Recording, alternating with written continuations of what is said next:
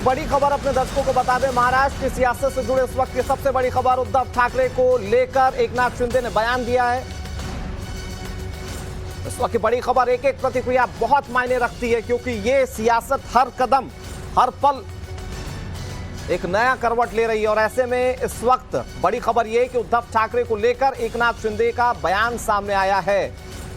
उद्धव ठाकरे को दरअसल कहा जा रहा है, ये जवाब उन्होंने दिया है। शिंदे ने 3 पन्ने का ओपन लेटर लिखा है। अपने इस ओपन लेटर में जाहिर तौर पर अपने मन की बातों को उन्होंने रखने की कोशिश की होगी। हालांकि इससे पहले जो बातें उन्होंने कही है वो ये कि हिंदुत्व के मुद्दे पर वो बाला साहेब ठाकरे का अनुसरण करते हैं और उन्हीं की पार्टी में वो रहना चाहते हैं। लिहाजा ये 3 पन्ने उन्होंने अपने इस ओपन लेटर में क्या लिखा है, ये देखना, ये समझना बहुत जरूरी है। क्या इसमें कोई संकेत उद्धव ठाकरे के साथ जाने के भी हैं, ये सबसे बड़ा सवाल है। ये 3 पन्ने का ओपन लेटर, ये टाइम्स नाउ नवभारत के पास एक्सक्लूसिव मौजूद है। इसे हम डिकोड करके आपको बताएंगे क्या लिखा है और उसमें जो लिखा है उसके मायने क्या है, राजनीतिक तौर पर अब किस तरह से शिवसेना के लिए यह पत्र जो है वो आने वाले वक्त में मददगार साबित हो सकता है, या फिर सुगबुगाहट किसी और दूसरी शिवसेना की नजर आती है। बहरहाल उद्धव ठाकरे को एकनाथ शिंदे का जवाब, 3 पन्नों का ये ओपन लेटर भूलना नहीं होगा। कल शाम को ये उद्धव ठाकरे फेसबुक लाइव के जरिए सामने आए थे। उन्होंने अपनी बातों को कहा था, भावुक होते हुए उन्होंने बहुत सारी चीजें कही थी। उन्होंने बताया था कि बतौर मुख्यमंत्री उन्होंने काम कैसे किया। उन्होंने हिंदुत्व के मुद्दे पर भी अपना स्टैंड पूरी तरह से साफ किया।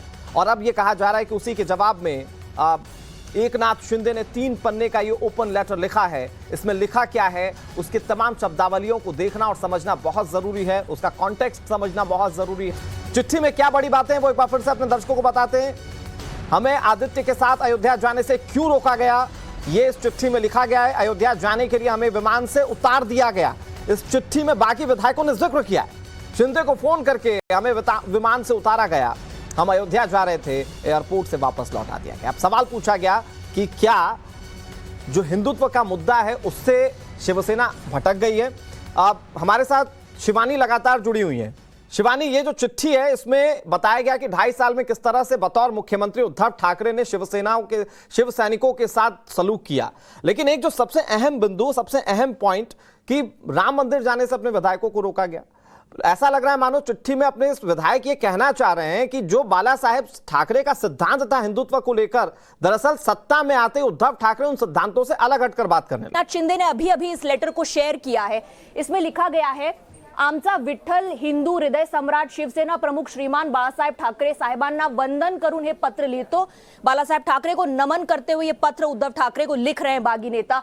उसमें कह रहे हैं, काल वर्षा बंगल्याची दारं खऱ्या अर्थाने सर्वसामान्यांसाठी उघडली। बंगल्यावर झालेली गर्दी पाहून आनंद झाला। ही दारं गेली 2.5 वर्ष शिवसेने आमदार म्हणून आमच्यासाठी बंद होती। वो कह रहे हैं कि वर्षा में जो गर्दी देखी या भीड़ देखी उन लोगों ने शिवसैनिकों की जो इकट्ठा हुए, तो देखकर बहुत खुश हुए बागी नेता, क्योंकि पिछले 2.5 सालों से वर्षा बंगले के दरवाजे शिवसेना के अपने एमएलएस के लिए बंद थे। तो ये उनका जो दुखड़ा है इस पत्र में नजर आ रहा है। आमदार म्हणून बंगल्यात प्रवेश करण्यासाठी आम्हाला तुमच्या आजूबाजू असलेल्या लोकांमधून निवडून न येणाऱ्या विधान परिषद आणि राज्यसभेत आमच्या जीवावर जाणाऱ्या मनधरणी करायला लागत होती। वो कह रहे हैं कि उद्धव ठाकरे जी, आपके आसपास ऐसे लोग हैं जो चुनकर भी नहीं आए हैं जनता से, हमें उनके जरिए आप तक पहुंचना पड़ता था। आपने कभी अपना डायरेक्ट एक्सेस हमें नहीं दिया, कभी सीधे तौर पर हमसे संपर्क नहीं साधा। ये कह रहे हैं बागी नेता। आगे वो कह रहे हैं, हेच सो कॉल्ड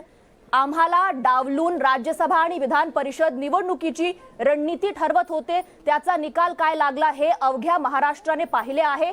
शिवसेनेचा मुख्यमंत्री असताना स्वपक्षीय आमदार म्हणून वर्षा बंगल्यात आम्हाला कधीही थेट प्रवेश मिळाला नहीं।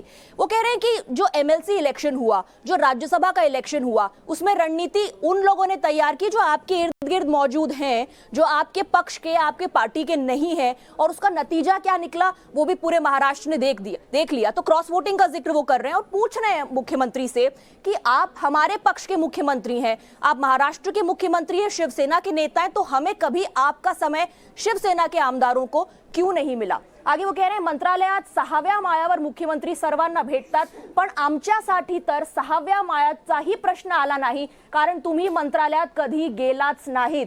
एक आरोप ये भी लगा रहे हैं कि मंत्रालय में 6ठी मंजिल पर मुख्यमंत्री बैठते हैं और सबसे मिलते हैं, लेकिन हमें यह मौका कभी मिला ही नहीं क्योंकि आप तो कभी मंत्रालय गए ही नहीं। आगे वो कह रहे हैं मतदारसंघातील कामांसाठी, इतर प्रश्नांसाठी, वैयक्तिक अडचणींसाठी सीएम साहेबांना भेटायचे आहे अशी अनेक वेळा विनवणी केल्यानंतर वर्षा बंगल्यावर तुम्हाला बोलावलंय असा निरोप याचा पण तासनतास बंगल्याच्या गेटवर उभं ठेवलं जायचं।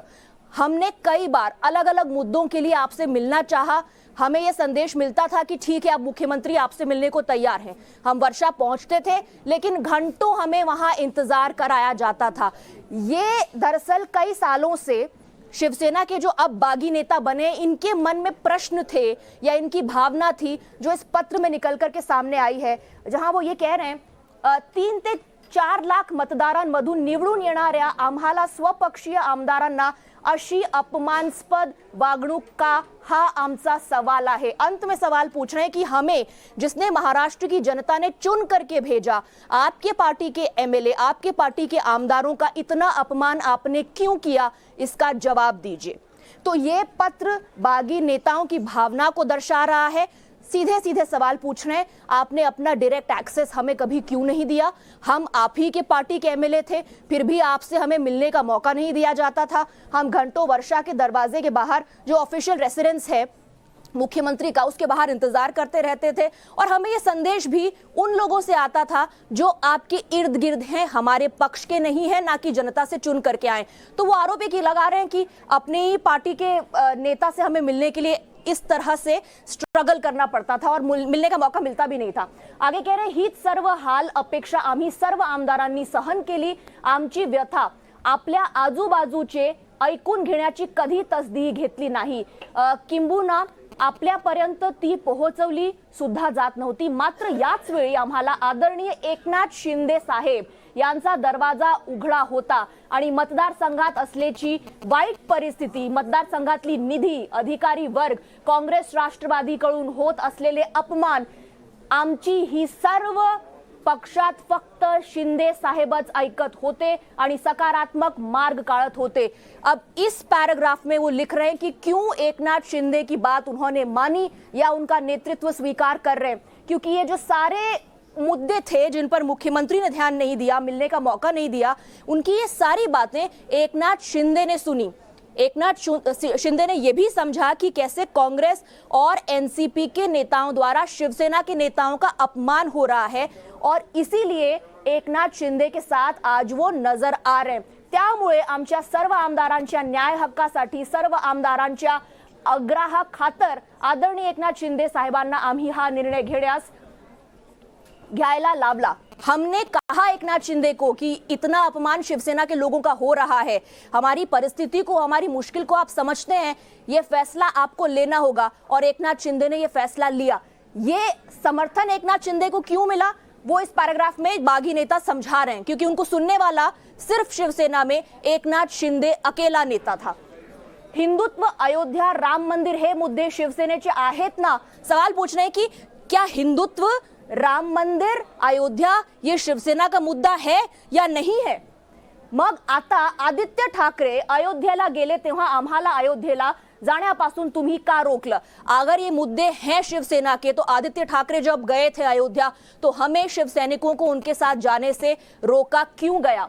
तुम्ही स्वतः फोन करून अनेक आमदारांना अयोध्याला जाऊ नका असे सांगितले। कह रहे हैं कि मुख्यमंत्री ने खुद फोन किया शिवसेना के अलग अलग एमएलएस को और खुद उन्होंने कहा कि आप लोग अयोध्या आदित्य ठाकरे के साथ मत जाइए।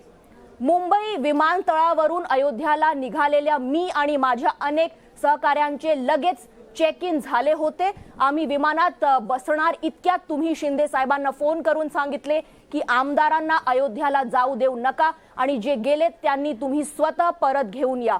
विमान में बैठ चुके थे शिवसेना के नेता, अयोध्या जा रहे थे आदित्य ठाकरे के साथ, लेकिन एकनाथ शिंदे को एन वक्त पर फोन किया गया, उनसे ये कहा गया कि आप लोग ना जाइए अयोध्या और उन्हें वापस विमान से, प्लेन से नीचे उतारा गया। तो कह रहे हैं अगर अयोध्या आपका मुद्दा है तो आपने हमें जाने से क्यों रोका।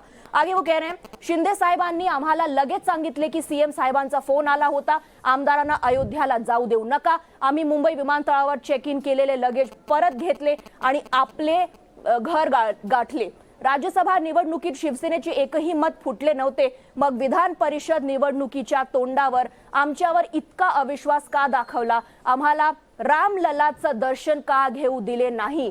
सवाल पूछ रहे हैं कि जब राज्यसभा का चुनाव हुआ तो हमारे पक्ष से कहीं क्रॉस वोटिंग हुई नहीं, तो फिर विधान परिषद चुनाव के वक्त आपको हम पर भरोसा क्यों नहीं था, आपने हमें रामलला का दर्शन करने से क्यों रोका। अगर शिवसेना का मुद्दा अयोध्या है, शिवसेना का मुद्दा हिंदुत्व है, शिवसेना का मुद्दा राम मंदिर है, तो शिवसेना के एमएलए को, तमाम एमएलएस को जो तैयार थे और प्लेन के अंदर बैठे थे, उन्हें एन वक्त पर फोन करके आपने आदित्य ठाकरे के साथ जाने से क्यों रोका।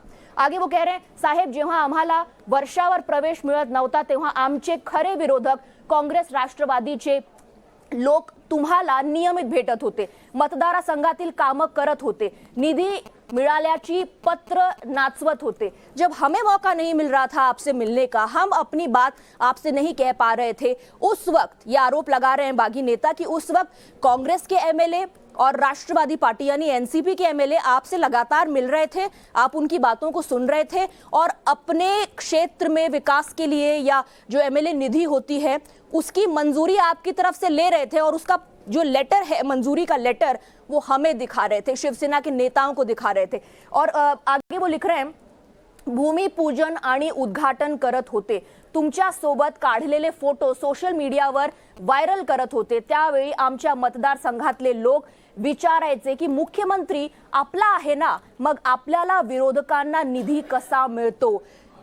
सबसे बड़ी दिक्कत ये भी कि मुख्यमंत्री ने कांग्रेस और एनसीपी के एमएलएस की जो एमएलए फंड होता है उसको मंजूरी दी, वो अपने अपने क्षेत्र में विकास कार्य कर रहे थे, भूमि पूजन कर रहे थे अलग अलग प्रोजेक्ट्स का, लेकिन शिवसेना के एमएलएस की इस मांग को मुख्यमंत्री ने पूरा नहीं किया। इसलिए उनके मन में यह सवाल आया कि आप हमारे पक्ष के यानी कि हमारी पार्टी की तरफ से बने मुख्यमंत्री हैं, शिवसेना के मुख्यमंत्री हैं, तो फिर आपने हमारे साथ ही ऐसा व्यवहार क्यों किया।